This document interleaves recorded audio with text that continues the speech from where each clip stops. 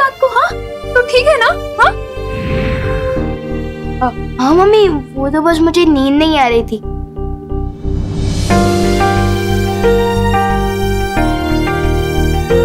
तो बिस्तर पे नहीं दिखा तो सारे घर में ढूंढा तुझे, नहीं मिला तो कितना डर गई थी मैं, जान निकल गई थी मेरी।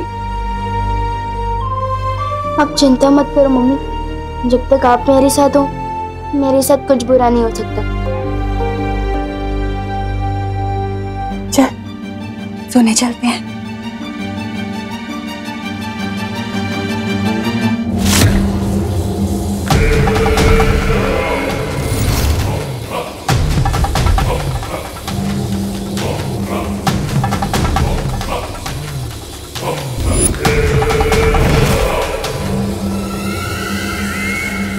बस थोड़ी देर में भैरानी इस कभी ना होने वाले बालवीर को इस काल जल में डुबाएगी और काल जल को छूते ही वो बन जाएगा तिम्नासा का गुलाम कालवीर।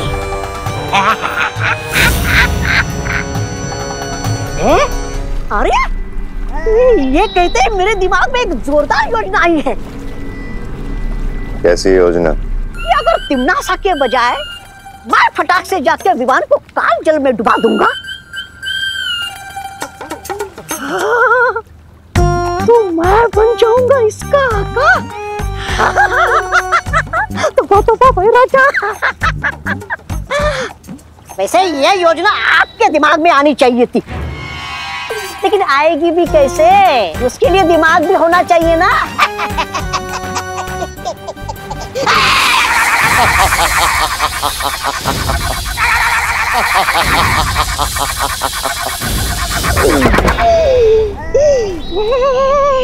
बेवकूफ, इस रेखा को लांघने की कोशिश मत करना।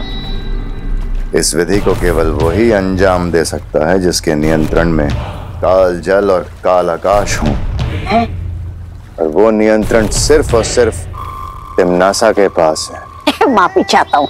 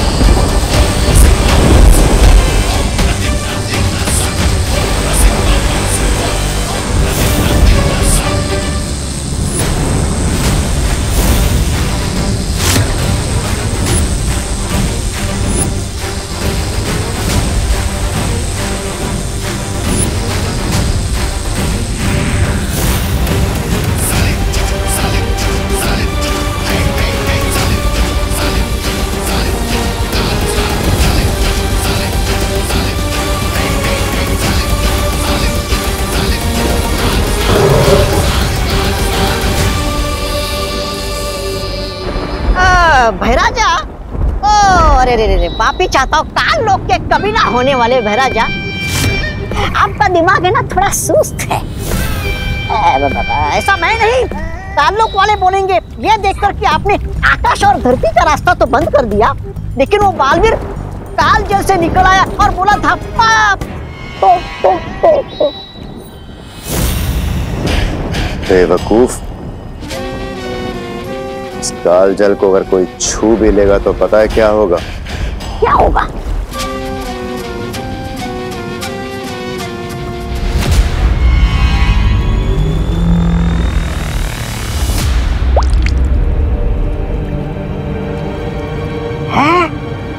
इस काल जल को छूते ही वो इंसान भाप बन जाएगा। हाँ? फिर तो ये उत्तराधिकारी थोड़ी देर में कालवीर नहीं, भाप का बादल बनकर ऊपर मंडराएगा। बेवकूफ, इस काल जल पे केवल तिम्नासा का नियंत्रण है। जिसे भी वो इस जल में अपनी मर्जी से डालेगी उसे कुछ नहीं हो सकता। ओह अच्छा, समझ गया। भैरानी जिसे काल जल में डालेगी उसका होगा, और जो खुद से काल जल में जाएगा उसका हो जाएगा स्वाहा। वाह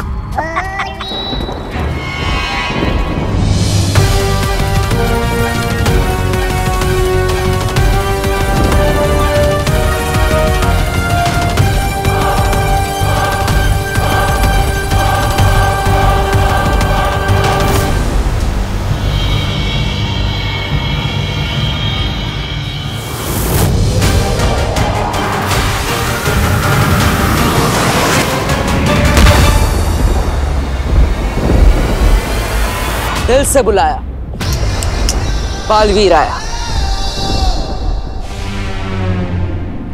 काल लोग तो पहुंच गया, अब तुरंत ही विमान को लेकर यहां से निकलना होगा।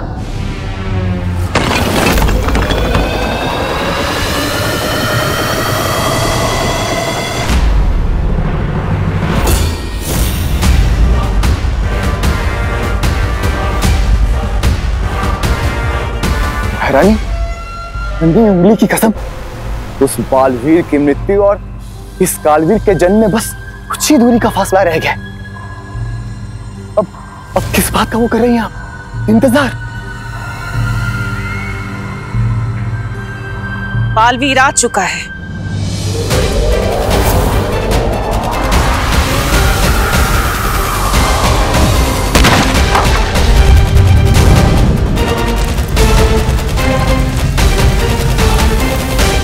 बालवीर?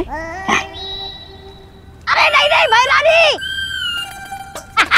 मेरे रहते हुए बालवीर क्या, बालवीर का बाल भी नहीं आ सकता यहाँ पे।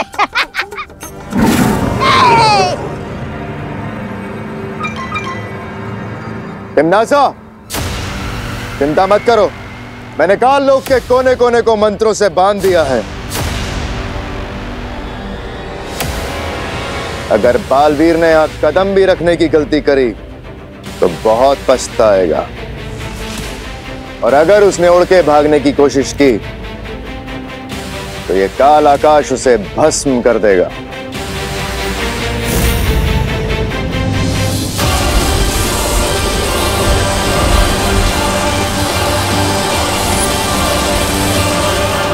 बालवीर की जो गिनती की सांसें बची हैं वो तुम्हारा काल स्नान पूरा करने तक उखड़ जाएंगी। तुम निश्चिंत होकर विधि पूरी करो तिम्नासा, बालवीर को मैं संभाल लूंगा। याद रहे कि वो मरे ना, उसे जिंदा मेरे पास लेकर आना, क्योंकि मैं चाहती हूँ कि वो अपनी आंखों से मेरी जीत और अपनी मौत होते हुए देखे। अरे इनकी तो फरमाइश ही खत्म नहीं होती, किसी के मरने में भी इन्हें मनोरंजन चाहिए। चलिए महाराजा।